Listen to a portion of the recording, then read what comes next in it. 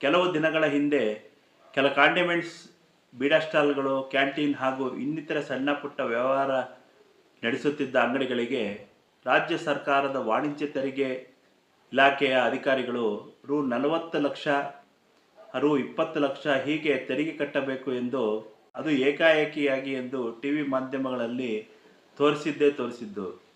ಇನ್ನು ಇದರಲ್ಲಿ ಅಂಗಡಿ ಮಾಲೀಕರು, ಬಡವರು ನಾವು ಹೇಗೆ ಇಷ್ಟು ಮೊತ್ತ ಕಟ್ಟೋದು ಅಂತ ಗೋಳಾಡುತ್ತಿದ್ದಾರೆ. ಜೊತೆಗೆ ಮಾಧ್ಯಮದವರು ಸಹ ಈ ಬಗ್ಗೆ ಸರಿಯಾಗಿ ವಿಚಾರಿಸದೆ ಅವರು ಬೊಬ್ಬೆ ಹೊಡೆಯುತ್ತಿದ್ದಾರೆ. ಇನ್ನು ಸಾಮಾಜಿಕ ಜಾಲತಾಣಗಳಲ್ಲಿ ರಾಜ್ಯ ಸರ್ಕಾರದ ವಿರುದ್ಧ, ಇನ್ನೂ ಕೆಲವರು ಕೇಂದ್ರ ಸರ್ಕಾರದ ವಿರುದ್ಧ ಕೆಸರಚ್ಚಿಡುತ್ತಿದ್ದಾರೆ.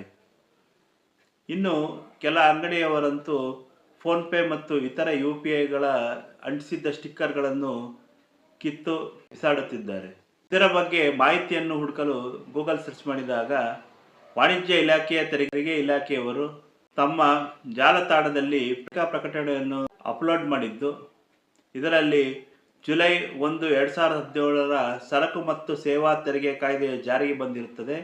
ಈ ಕಾಯ್ದೆ ಕಲಂ 22 ಅನ್ವಯ ಸರಕು ಪೂರೈಕೆದಾರರ ಸಮಗ್ರ ವಹಿವಾಟು 1 ವರ್ಷಕ್ಕೆ 40 ಲಕ್ಷ ಮೀರಿದರೆ ಅಥವಾ ಸೇವೆಗಳ ಪೂರೈಕೆದಾರರ ಸಮಗ್ರ ವಹಿವಾಟು 1 ವರ್ಷಕ್ಕೆ 20 ಲಕ್ಷಗಳನ್ನು ಮೀರಿದರೆ GST ನೋಂದಾಯಿಸುವುದು ಕಡ್ಡಾಯವಾಗಿರುತ್ತದೆ. ಈ ವಹಿವಾಟಿನಲ್ಲಿ ಸರಕು ಮತ್ತು ಸೇವೆಗಳು ಸೇರಿರುತ್ತದೆ. ಆದರೆ ತೆರಿಗೆ ಬಾಧ್ಯತೆಯು ಸರಕುಗಳು ಮತ್ತು ಸೇವೆಗಳಿಗೆ ಮಾತ್ರ ಅನ್ವಯವಾಗುತ್ತದೆ. ತೆರಿಗೆ ಬಾಧ್ಯತೆಯು ಮಾರಾಟ ಮಾಡಿದ ಸರಕುಗಳ ಪ್ರಕಾರ ನಿರ್ಧರಿಸಲಾಗುತ್ತದೆ. ಉದಾಹರಣೆಗೆ, ಪ್ರತಿ ಬ್ರೆಡ್ ಮಾರಾಟದ ಮೇಲೆ ತೆರಿಗೆ ಇರುವುದಿಲ್ಲ. ಆದರೆ ಕುರುಕಲು ತಿಂಡಿಗಳ ಮಾರಾಟದ ಮೇಲೆ 5% ಬಾಧ್ಯತೆ ಇರುತ್ತದೆ. ವಾಣಿಜ್ಯ ತೆರಿಗೆಗಳ ಇಲಾಖೆಯು ಏಕೀಕೃತ ಪಾವತಿ ವ್ಯವಸ್ಥೆ UPI ಮೂಲಕ ವರ್ತಕರು 2021-22ರಿಂದ 2024-25 ಸಾಲಿನಲ್ಲಿ ಸ್ವೀಕರಿಸಿರುವ ಹಣದ ವಿವರಗಳನ್ನು ವಿವಿಧ UPI ಸೇವೆಗಳ ಪೂರೈಕೆದಾರರಿಂದ ಸಂಗ್ರಹಿಸುತ್ತಾರೆ. ವರ್ತಕರು ಮಾರಾಟದ ಹಣವನ್ನು UPI ಮಾತ್ರವಲ್ಲದೆ ನಗದು ಮತ್ತು ಇತರ ವಿಧಾನಗಳಲ್ಲಿ ಕೂಡ ಪಡೆದಿರುತ್ತಾರೆ.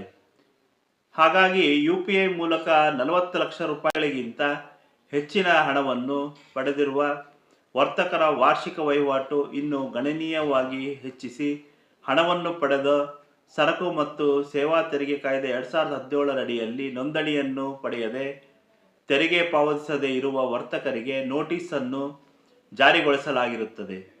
ಈ ನೋಟಿಸ್ಗಳಿಗೆ ವರ್ತಕರು ತಾವು ಮಾರಾಟ ಮಾಡಿದ ಸರಕು ಮತ್ತು ಸೇವೆಗಳ ವಿವರವನ್ನು ನೀಡಿ ಸರಿಯಾದ ತೆರಿಗೆಯನ್ನು ಪಾವತಿಸಬೇಕಾಗಿರುತ್ತದೆ.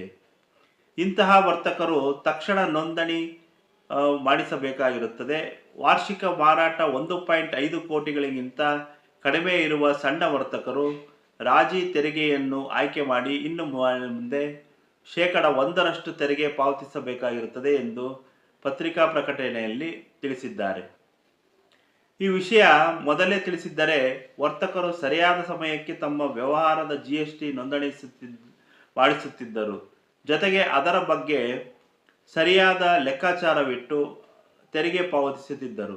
ಆದರೆ ಕೇಂದ್ರ ಹಾಗೂ ರಾಜ್ಯ ಸರ್ಕಾರಗಳ ವ್ಯಾಪಾರಸ್ಥರಿಗೆ ಸರಿಯಾದ ಮಾಹಿತಿಯನ್ನು ನೀಡಿದ್ದರೂ ಸರಿಯಾಗಿ ಪ್ರಚಾರವಾಗಲಿಲ್ಲವೋ ಅಥವಾ ವರ್ತಕರಿಗೆ ಸರಿಯಾದ ತಿಳಿದಿಲ್ಲವೋ ಬಿಡಿ, ವರ್ತಕರ ಆತಂಕವನ್ನು ಈಗಲಾದರೂ ವರ್ತಕರಿಗೆ ಸೂಕ್ತ ಮಾಹಿತಿ ನೀಡಿ ಕಾಲಾವಕಾಶ ಕೊಟ್ಟು ವರ್ತಕರ ಆತಂಕವನ್ನು ಕಡಿಮೆ ಮಾಡಬೇಕಾಗಿರುತ್ತದೆ. ಇದು ಅಧಿಕಾರಿಗಳ ಕರ್ತವ್ಯವಾಗಿರುತ್ತದೆ.